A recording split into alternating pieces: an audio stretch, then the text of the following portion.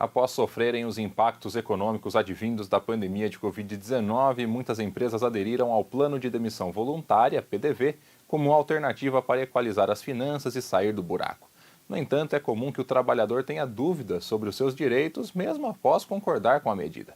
Para esclarecê-las, convidamos Juliana Mendonça, participante de hoje do nosso quadro Direitos e Deveres. Doutora Juliana, bem-vinda ao quadro Direitos e Deveres. O assunto de hoje é a demissão voluntária. O programa de demissão voluntária, que é realizado por algumas empresas tempos ou outros, né? Eu queria saber, doutora, primeiramente, o que é o programa de demissão voluntária? O que é a demissão voluntária e quais as regras? O plano de demissão voluntária é uma modalidade de desligamento de um trabalhador quando a empresa também tem interesse que ele saia e ela oferece um pacote de benefícios para que esse trabalhador aceite essa demissão de forma espontânea. Nesses casos, para haver a rescisão antes do tempo de aposentadoria, se não for o interesse do empregado pedir demissão, a empresa pode, junto ao sindicato, fazer um plano de demissão voluntária. Lembrando que o empregado ele não pode sair prejudicado, ele não pode perder os benefícios. E, doutora, há alguma diferença entre a demissão voluntária e a consensual? Ambos são consensuais, né?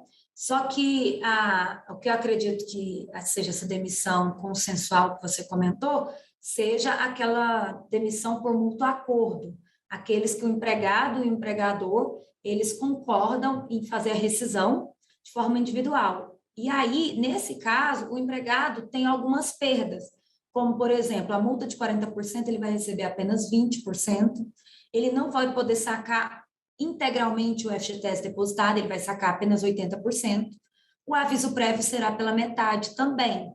O restante das verbas ele tem integrais, além da perda do seguro-desemprego. No PDV, que é o Programa de Demissão Voluntária, ele vai ter direito a todas as verbas e normalmente é feito mais algum benefício a mais para que ele aceite esse plano de demissão voluntária.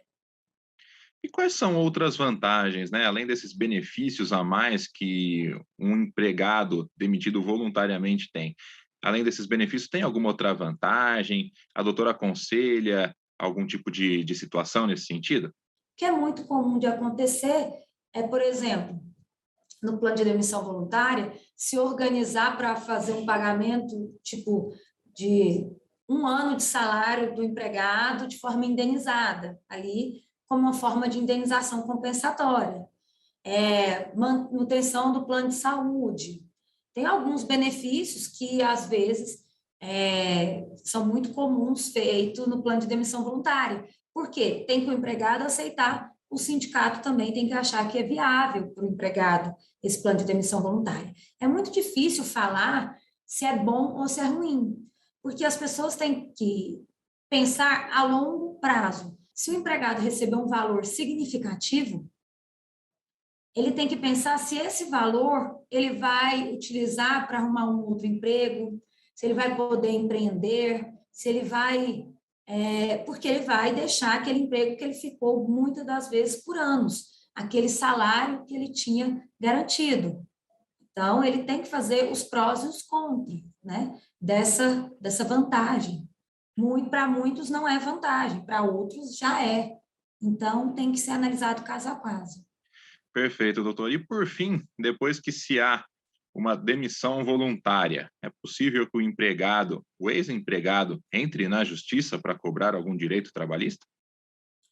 É possível, desde que haja uma situação, por exemplo, de consentimento dele não foi verdadeiro. Recentemente, o TST julgou uma situação em que o empregado que declarou nulo esse plano de demissão voluntária, porque o empregado não teve como ele ter a complexidade, ter como pensar na situação.